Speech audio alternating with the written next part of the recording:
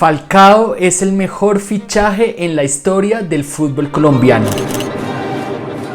Esa frase la hemos escuchado en las últimas horas de periodistas, hinchas, todo tipo de personas. ¿Es realmente esto cierto? Hoy les voy a traer un repaso de los mejores fichajes en la historia del fútbol colombiano. Y creo que para definir cuál es el más importante de la historia, les voy a proponer 5 ítems para que tengamos en cuenta.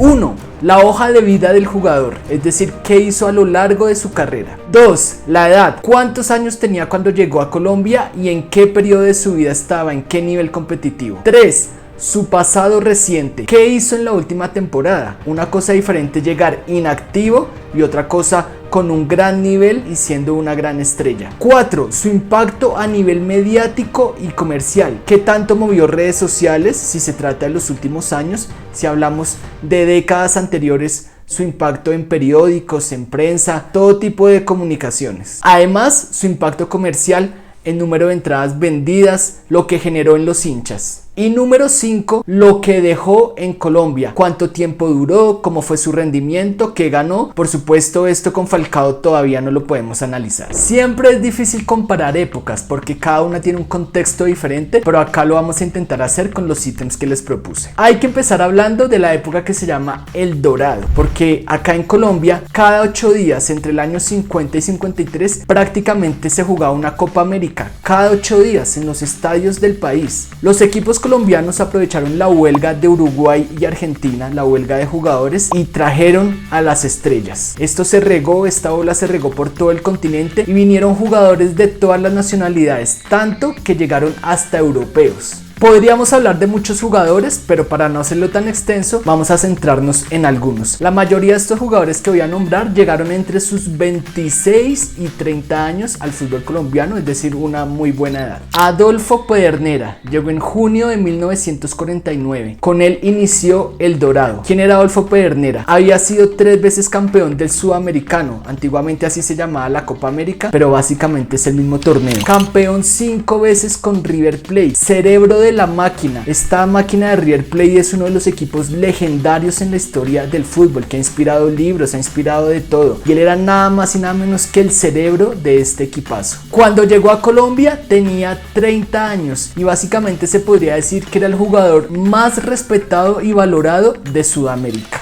Ahora, su pasado reciente era de inactividad, porque como él fue uno de los líderes de la huelga, no le habían firmado contrato. Llegó un poco pasado de kilos, pero miren esto. En su presentación, cuando llegó al Campín, simplemente era para presentarlo con corbata, hubo 30.000 personas y fue la taquilla más grande en la historia de Colombia. Simplemente para verlo de corbata, ni siquiera para jugar. Además, cuando lo presentaron en el aeropuerto de Techo, se inundó de hinchas por todo lado. La llegada de Pedernera fue sin duda uno de los recibimientos a un futbolista más grandes acá en Colombia. Por último, Adolfo Pedernera, que hizo las veces de técnico y de jugador, fue el cerebro del Ballet Azul, que más o menos entre el 51 y 52 fue considerado por muchos el mejor equipo del mundo. El legado de Pedernera básicamente es el padre del fútbol colombiano, fue el que nos dejó el estilo, la identidad, y años más adelante pues fue el técnico que nos clasificó al primer mundial. Creo que Pedernera tiene todos los méritos para pelear por ese fichaje más importante en la historia del fútbol colombiano. Además duró acá 5 años, no fue ni un mes, ni 2 meses, ni 3 meses. Varias veces se fue, pero siempre regresaba. Un par de meses después, también llegaron a Millonarios Alfredo Di Stéfano y Néstor Raúl Rossi. A Di Stéfano lo voy a dejar para el final. Rossi básicamente fue un jugador que revolucionó el puesto de número 5 y también tuvo una gran bienvenida en el país. Como respuesta a estos fichajes, Santa Fe trajo a Ángel Peruca, también había sido un jugador muy importante, pero centrémonos en René Pontoni, una estrella de la década del 40 también. El Papa Francisco cuenta que se hizo hincha de San Lorenzo o René Pontoni. En San Lorenzo hizo de todo. En el 46, finales del 46 y comienzo del 47, San Lorenzo hizo una gira por Europa, hasta golearon a la selección española y René Pontoni acaparó los titulares de los diarios europeos. Era una gran estrella. ¿Qué pasó? Que cuando llegó a Santa Fe tenía una grave lesión de rodilla, le costó mucho adaptarse, no pudo rendir al máximo nivel. En aquel tiempo una lesión de rodilla era muy grave, pero sin embargo dejó acá muchas cosas. René Pontoni estuvo durante casi 3 años en Colombia y además él también dejó un legado en Santa Fe porque ayudó a traer los que fueron grandes jugadores en aquel tiempo para el equipo rojo. El que sigue es un caso muy especial también de Santa Fe. Charles Mitten, figura del Manchester United. En la década del 40 había sido 3 veces subcampeón en Inglaterra con el Manchester. Un día estaba por allá en Nueva York de gira y escuchó lo de la danza de los dólares que se vivía en Colombia y decidió venir a Colombia. Llegó acompañado junto a Neil Franklin, que era un defensor de la selección inglesa, que incluso no fue al mundial por estar acá en la liga colombiana. Charles Mitten es como si Santa Fe ahorita dijera que va a traer a Bruno Fernández o a Eriksen, de ese tamaño. Fue una contratación muy importante. Es que era titular del Manchester United y viene a Colombia. Creo que esa fue una contratación muy importante. También miles de personas recibieron a los ingleses y causaron un gran impacto. Del Deportivo Cali, que también hizo grandes inversiones en ese dorado, tenemos que hablar de Valeriano López. Muchos dirán, ¿cómo así un peruano va a entrar a esta lista? En ese momento el fútbol peruano era muy competitivo y Valeriano López tiene una particularidad, y es que es uno de los 3 jugadores sudamericanos que tiene más goles que partidos jugados. Es una locura ese dato. Además, uno de los mejores cabeceadores en la historia de Sudamérica. Valeriano López estuvo en 3 ciclos diferentes en el Cali. En sus primeros 15 partidos marcó 24 goles. Es uno de los mejores jugadores en la historia de Perú. El problema era su indisciplina y varias veces lo tuvieron que sacar del Deportivo Cali, pero sin duda es uno de los fichajes más importantes que se dieron. Les voy a contar esto. Hay una historia donde dicen que Santiago Bernabéu, antes de fichar a Di Stéfano, que más adelante hablaremos de él, vino a contratar a Valeriano López para el Real Madrid y este jugador dijo que no quería dejar el continente americano. Si el Cali se fue por los peruanos, el Junior trajo brasileños y llegó en 1950 con 29 años, nada más y nada menos que Heleno da Freitas, ídolo del Botafogo, uno de los mejores jugadores brasileños del momento. Estuvo en Boca Juniors y dicen que salió de Boca Juniors porque fue amante de Evita Perón. Era un jugador que muchas veces era más noticia por lo que hacía fuera de la cancha que por lo que hacía en el campo de juego. Le gustaba la noche, fumaba, tomaba, las mujeres, pero era tanto su reconocimiento que Gabriel García Márquez, que no era un gran amante del fútbol, fue a Barranquilla a un partido simplemente a verlo a él y dejó una crónica muy llamativa. Gabriel García Márquez. Duró poco Heleno da Freitas, pero sin duda uno de los mejores brasileños en la historia que vino a Colombia. Imagínense ustedes que después de que Argentina fue campeón del mundo en Qatar, a los 6 meses llegara al Cúcuta el Cuti Romero y McAllister o Enzo Fernández. Pues eso ocurrió. Uruguay fue campeón del mundo en el famoso Maracanazo, donde le gana a Brasil el Mundial de 1950, y a los 6 meses el Cúcuta se trae a Eusebio Tejera y Chuber Gambetta, titulares en Uruguay, campeones del mundo, una de las finales históricas. Pues esos 2 uruguayos llegaron al Cúcuta. En 1953 el Dorado ya empezó a entrar en crisis porque ya los jugadores tenían que ir volviendo a sus clubes de orígenes. Recordemos que los clubes colombianos no pagaban transferencias y estos jugadores llegaron de manera ilegal. La DIMAYOR fue considerada una liga pirata por casi 2 años hasta que se hizo el Pacto de Lima, y por eso en 1953 el fútbol colombiano cayó en crisis. Varios equipos desaparecieron y se fueron las máximas estrellas, pero el Medellín trajo a un viejo anhelo de varios clubes colombianos y se trata del Charro Moreno, que llegó a Colombia en 1954. También uno de los más importantes de la máquina de River, junto a Pedernera conformaron esa gran delantera, y el Charro Moreno está considerado uno de los mejores jugadores en la historia de Argentina. Acá ya llegó con 37 años, fue campeón en 1955 y 1957 con el Medellín, más que todo ayudando en la parte técnica, pero también dejó grandes destellos. Que el Charro Moreno haya venido a Colombia, además en Medellín lo recibió una multitud en el aeropuerto La Herrera, e incluso él le hizo un homenaje a Gardel, que recordemos que murió en ese aeropuerto. También entra en este top el Charro Moreno. Si hablamos del primer ítem que les dije de la hoja de vida, no hay ninguno que supere a este. Garrincha llegó al Junior en 1968 con 35 años, luego de haber ganado 2 mundiales. Eso es algo que no ha pasado más en Colombia. Además, en el del 62, Garrincha fue el mejor jugador de ese mundial, uno de los mejores dribladores de la historia. ¿Qué pasa? Que también la noche y su indisciplina le cobró factura, y cuando llegó al Junior básicamente vino sin mucha expectativa. No es que haya habido tanto recibimiento como los que hemos contado anteriormente, y en Colombia apenas jugó un partido, fue contra Santa Fe, y de una vez se marchó porque dicen que venía detrás de una cantante brasileña y por eso apenas duró un partido. Entonces, si tomamos en cuenta la hoja de vida, creo que no hay ninguno que haya llegado con la hoja de vida de Garrincha, pero ya después el momento en el que llegaba y lo que hizo en Colombia, pues le resta muchos puntos.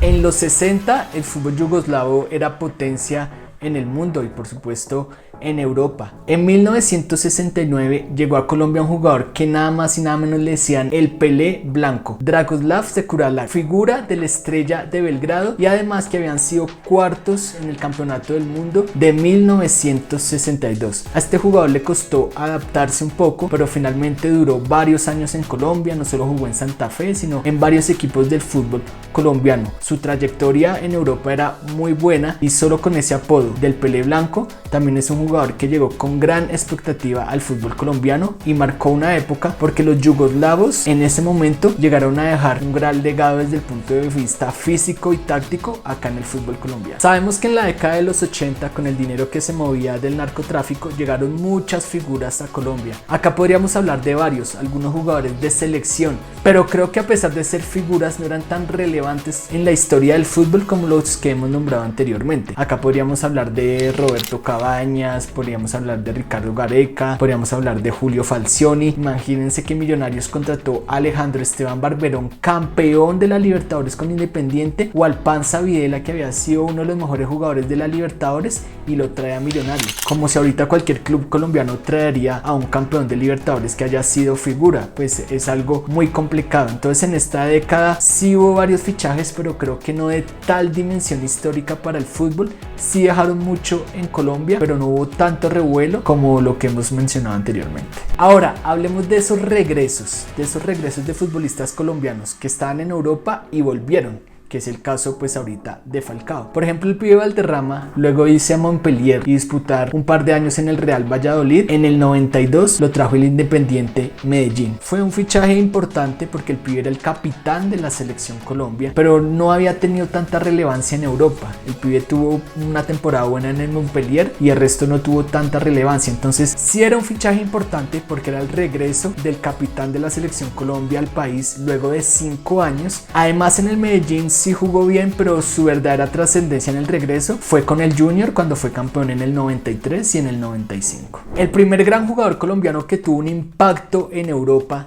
un impacto mundial, por supuesto, fue el Tino Asprilla, con lo que hizo en el Parma y en el Newcastle. El Tino Asprilla regresó a Colombia en abril del 2002, ya estaba iniciado el campeonato. El Tino era un jugador que pasaba de club en club, había estado en Palmeiras, en Fluminense, había estado en el Atlante de México, y allá había tenido un problema de contrato, un lío de si quedaba libre, si le debían una plata. Entonces cuando llegó en abril del 2002 a Nacional, ya con un campeonato iniciado, el Tino llevaba varios meses de inactividad. Entonces creo que eso le resta puntos para haber sido una gran vuelta de un jugador, más allá de todo lo que significa el Tino. Acá con Nacional jugó poco más de 10 partidos, jugó esa final del 2002 de mitad de año, que fue el primer torneo corto, fue una final Nacional América. El Tino jugó esa final, fue campeón en la América. Entonces creo que más allá de su importancia del Tino como un legendario jugador, su regreso al fútbol colombiano pues no fue una gran noticia ni fue de gran recibimiento. Adrián Ramos, que duró varios años en Alemania y llegó a un club tan importante como el Borussia Dortmund, después pasó al Granada, donde no tuvo mucha trascendencia, y volvió a Colombia en 2020 con 34 años. Para los hinchas del América fue un regreso soñado, se hicieron muchos esfuerzos y claro que fue importante. Además que Adrián Ramos en su regreso fue 2 veces campeón con el América, entonces fue un regreso que le dejó títulos al equipo en el que volvió. Hablar de Carlos Vaca es hablar de otro gran futbolista colombiano que dejó su huella en Europa. 2 veces campeón de la Europa League con el Sevilla, una con el Villarreal. Además llegó a un club tan importante como lo es el Milan, un club de los más grandes. Volvió a Colombia con 35 años en 2022 y además tiene la particularidad que no solo fue campeón otra vez con el Junior, sino goleador del torneo. También su regreso a Colombia fue mediático, muy feliz para los hinchas del Junior de Barranquilla y también ya ha dejado su legado acá en el fútbol colombiano luego de su regreso. Ahora, ¿cómo llega Falcao García? Creo que hablar de su hoja de vida ya es algo que todos conocemos. Lo que hizo en Europa, estuvo en el equipo ideal de la FIFA, alguna vez catalogado también por técnicos como Guardiola como el mejor delantero del mundo, goleador histórico de la selección Colombia, los clubes donde jugó tan importantes. Creo que no hace falta mencionar todo lo que hizo. Creo que la hoja de vida es indiscutible. Ahora, ¿cuáles creo que son sus puntos débiles? Teniendo en cuenta ese ranking que estamos haciendo y los 5 ítems que les propuse al comienzo. Por supuesto, la edad, ya tiene 38 años, y su pasado reciente, que sabemos que no ha sido el mejor con el Rayo Vallecano, y su continuidad. Entonces creo que esos 2 puntos son como los más débiles. Ahora, su impacto mediático y comercial es el punto más fuerte. La llegada de Falcao fue una locura. Falcao fue tendencia en redes sociales por al menos 3 días. Las camisetas se acabaron rápidamente. El número 9 y las letras de su nombre se agotaron en un momento en todas las tiendas. Millonarios vendió todos los abonos para los 8 partidos que jugará como local y a un precio bastante alto. Miles de hinchas lo fueron a recibir al hotel. Se hizo una presentación por parte de Andina, patrocinador que fue vital en su fichaje. Y para esta marca de cerveza ha sido beneficioso desde todo punto de vista. El Campín estuvo casi lleno solo para ver la presentación del equipo y por supuesto a Falcao. ¿Se acuerdan lo que pasó con Pedernera en el 49? Que solo por verlo sin jugar hubo 30.000 personas en el estadio. Pues fue algo parecido, pues solo que en esta época. Solo que esta vez con una producción impresionante, con fuegos artificiales, un grupo musical y una transmisión por televisión. En su primer partido de visitante en Medellín, lo aplaudieron los hinchas rivales y seguramente es algo que pasará en varios escenarios. Debutó ante el Bucaramanga de local con estadio lleno y la energía de los hinchas de todas las edades fue impresionante. Ahora, para responder la pregunta, ¿es Falcao el fichaje más importante en la historia del fútbol colombiano? Y desde mi punto de vista no, porque creo que Alfredo Di Stéfano sí cumple a la perfección los 5 puntos. Alfredo Di Stéfano, que llegó en agosto de 1949. ¿Cuál era su hoja de vida? Había sido campeón de la Copa América, como se llamaba en ese momento sudamericano, de 1947 con la selección argentina, además siendo el goleador del equipo. Había sido campeón con River Plate en el 47, siendo el máximo goleador de la Liga de Argentina y el mejor jugador de todo el torneo. La edad.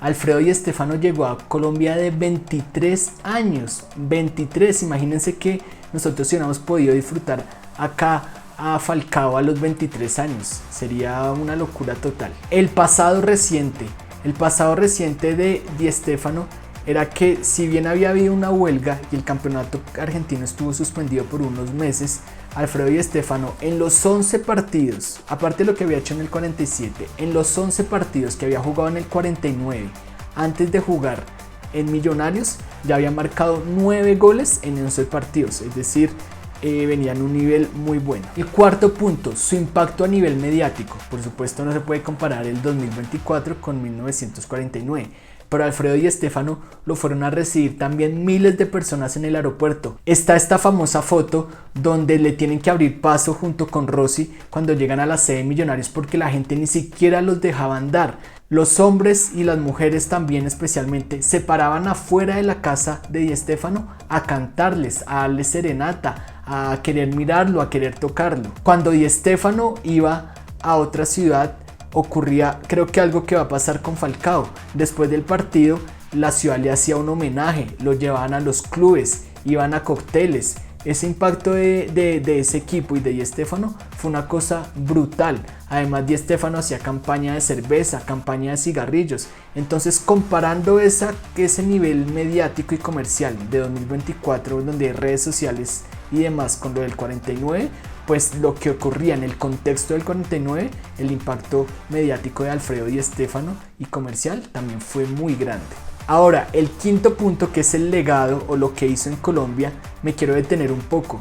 No sé por qué hay tanta gente que con ignorancia dice, pero es que Di Stéfano apenas estuvo 3 meses en Millonarios, pero es que apenas jugó unos partiditos, jugó por ahí unos amistosos. Quiero decirles que Di Stéfano duró de 1949, de agosto del 49 a febrero del 53 en Millonarios, es decir, 3 años y medio. Imagínese usted acá haber tenido a Messi, a Cristiano Ronaldo, al propio Falcao desde los 23 años a sus 26 años. Es decir, esos jugadores jóvenes cuando eran explosivos, rebeldes, cuando tenían hambre, cuando recuerden al Messi de los 23 años en el Barcelona, que era cuando gambeteaba a todo el mundo. ¿Y por qué lo estoy comparando con Messi? Porque Di Stéfano fue el super balón de oro y lo tuvimos acá en Colombia. Vuelvo y repito, por 3 años y medio. ¿Qué legado dejó en Colombia? Fue el mejor jugador de aquel Ballet Azul, que para muchos fue considerado el mejor equipo del mundo. Un equipo de estrellas que viajó por todo Sudamérica. Y a pesar de ser mayoría extranjeros, pues era el Millonarios de Bogotá, el Millonarios de Colombia. Se hablaba del fútbol colombiano, que fueron a Europa, que le ganaron al Real Madrid, que en Millonarios Di Stéfano, les voy a dar la cifra, jugó 178 partidos entre oficiales y amistosos y marcó 161 goles. Di Stéfano ganó 3 ligas en Colombia y por supuesto en Colombia fue donde Di Stéfano, dicho en sus palabras, se hizo jugador, pero digamos se hizo ese jugador todoterreno, ese jugador que luego va a Europa y revoluciona el fútbol.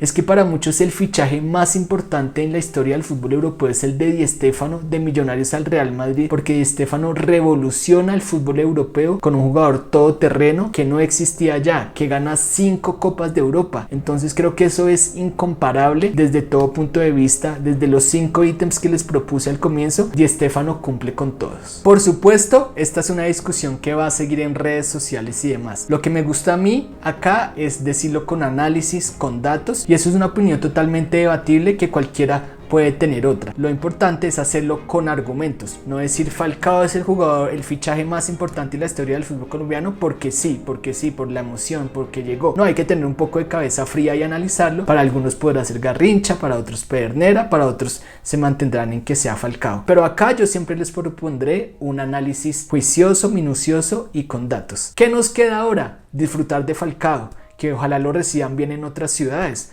Por supuesto, algunos hinchas no van a querer que Falcao le haga gol a su equipo, eso es totalmente obvio, pero creo que tenemos la oportunidad de disfrutarlo, de aprovecharlo en todo nivel futbolístico, la enseñanza que le deja a los jóvenes. Miren el impacto de Falcao, que muchos niños, yo creo, o jóvenes que no ven fútbol colombiano porque les parece aburrido, pues creo que por lo menos en este semestre van a querer ver no solo a Falcao sino a Ospina, ya está Carlos Vaca en el Junior, Rodallega en Santa Fe. Creo que eso le da mucho impulso al fútbol colombiano. Ahora cuéntenme ustedes, ¿cómo creen que le irá a Falcao en Millonarios y cuántos goles cree que marcará?